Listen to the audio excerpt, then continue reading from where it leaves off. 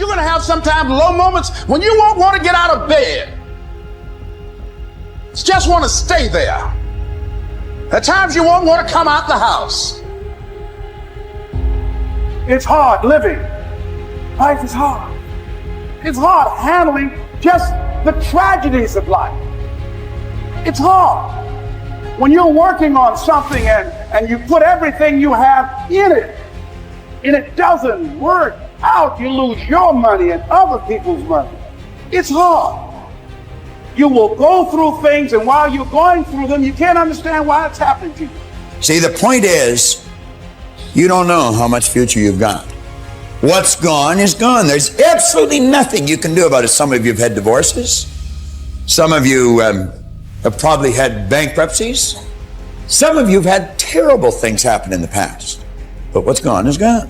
It's in the past. And to spend your time focusing on the past is to spend the only thing that you've got, and that's what's right here, right now, because the sand never stops running.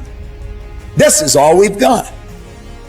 And to spend your time now thinking of what happened there is making absolute certain that the future is going to be the same as the past. Now, I don't suppose many of us spend a lot of time thinking about that. A lot of us spend a lot of time making that error. Now you can either accept that or you can get to work. That's all it is. You just begin. You do the math. You solve one problem and you solve the next one. Whatever drama you may be dealing with, this is not the end of you. No matter what it is not the end. You can't quit now. And the only way out is through. All you do is you fall down, get back up again, fall down, get back up again, fall down, get back up again. That's how you win. You got to be bold in life, ladies and gentlemen. If you're not bold, if you're not standing up inside yourself, if you're not willing to call into being the highest and the strongest that's within you when you're facing life's challenges, life will trample you. But see, when you discover the truth of this goodness, this power that you have within you, that truth will set you free from ever being a victim in life. That truth will enable you to handle things with a level of equanimity that will surprise you. Getting unstuck means that you are going to start living life on your terms, rather than just gliding through every day on automatic. That you have a special power within, that you know that things are going to get better for you. You know that you can handle this. And because you want some different kind of results in your life, you've got to decide that I'm going to go all out. Now listen to me. I don't care what you're going through. If you're not dead, he ain't through with you yet. As long as you waking up, you still in the game. As long as you alive, you can still make it happen. As long as that breath in your nostril boot, you still in the game. You still can win. Now get your butt up. Why do you keep crying? Why me, God? Why did I get MS? Why did I get cancer? Why did my mama die? Why did I get fired? Listen, you got put through that because what that does, that tension produces greatness. Stop running from it and run to it. Lions don't cry. Lions don't give up. Lions don't quit. Lions hunt. That's what we do for a living. We turn tragedy into triumph. You'll never obtain any substantial measure of material wealth if you insist upon living your life as if you are looking back through your rearview mirror on your automobile. Nevertheless, it seems to be a very common error which many people have turned into a habit. Let the dead bury the dead. Let it go. I don't care how bad it was, let it go. 5 years from now, 10 years from now, when you look back in retrospect at that terrible thing that's happened, you're going to find it was probably one of the best things that ever happened to you. Advancement of all kinds is preceded by a crisis. The greater the crisis, the greater the opportunity for advancement. Or you could put it another way. You could say, out of all confusion comes order. A higher degree of order than that which existed prior to the confusion. Because you see, the confusion was a learning state. Remember, I was pointing out that business is fun. It really is. I see business as a game. It's a game we're playing, and we play to win. And when we're winning, we're having fun. And when we're losing, we're learning. Let's treat both of the experiences exactly the same. They're learning experiences. Now we say, remember the old adage which says, let the dead bury the dead. Stop looking back on your life and worrying about the things which have already occurred and which you can no longer alter. It's like trying to change the time you got out of bed this morning. You're never going to be able to do it. That stands for eternity. You cannot go back and change it, since you cannot let it go. Pursuing that kind of mental activity will never lead to anything worthwhile, any worthwhile accomplishment in your life. You should understand, moreover, that all accomplishments in your life, you should understand, moreover, that all of the great achievers of the past have been visionary figures. They did with their life what, like Scott was saying, he does with his music. He heard it in here. They see their life in here. They're building visions of a great future.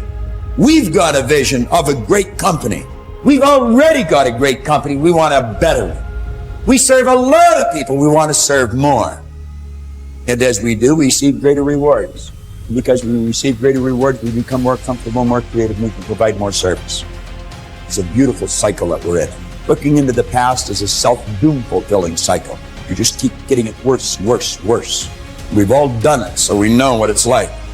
These visionary figures were men and women who projected into the future, and they did not belabor over things which had already passed. They thought of what could be rather than what already was, and then they moved themselves into action to bring these things into fruition. If there were tips for success, everybody would have been successful. There are no tips for success. Only those who are not so successful, or those who are not successful, think somewhere if you read 10 points in a book, you're going to be successful. We need to understand this. If you want to be successful, don't seek success. What you seek is competence. If you enable yourself, and if you do something well, other people will say you're a success. If you think, I'm a success, it's foolish, isn't it? You're doing something, and you're doing it well. Other people in the town, or in the country, or in the world, people will say, oh, he is doing something really successful.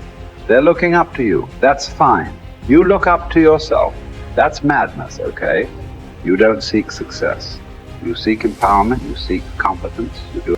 David Goggins, he wrote me last night, and I can't repeat what he said verbatim, but the basis of his message was, be the guy who embraces the ugly, the miserable. Be the guy who embraces hard work, the grind. Don't be afraid of being hurt.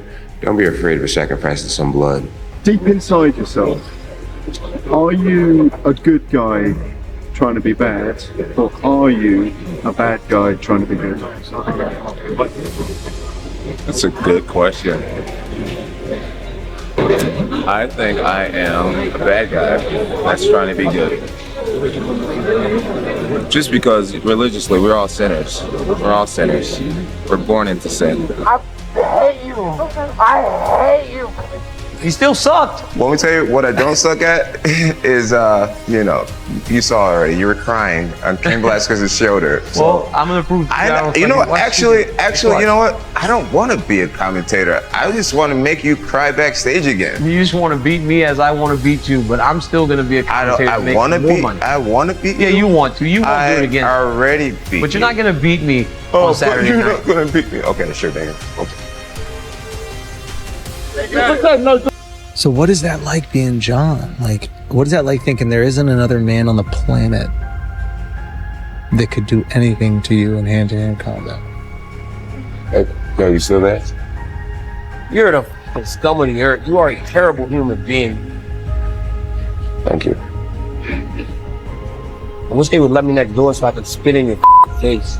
You know I would absolutely kill you if you ever did something like that, You right? could never kill me. Oh, I bet you I could. Then you should try, John. You really should try, John. No, I would literally kill you. You said I could. Yeah, let's try that, John. Literally kill you. Let's try that, John.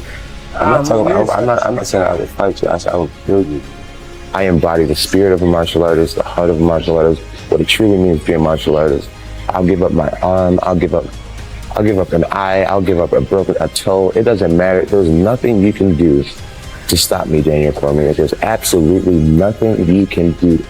Maybe you will get me down once. I believe in my whole heart that I'll get you down too. But the difference is, when I get you down, your face will open up. There is nothing you can do to stop me from coming at you round after round with the most malicious techniques I know. You will lose this fight, Daniel Cormier. I want you to believe it. Every ounce of training you put in leading up to this fight will be a waste of your life.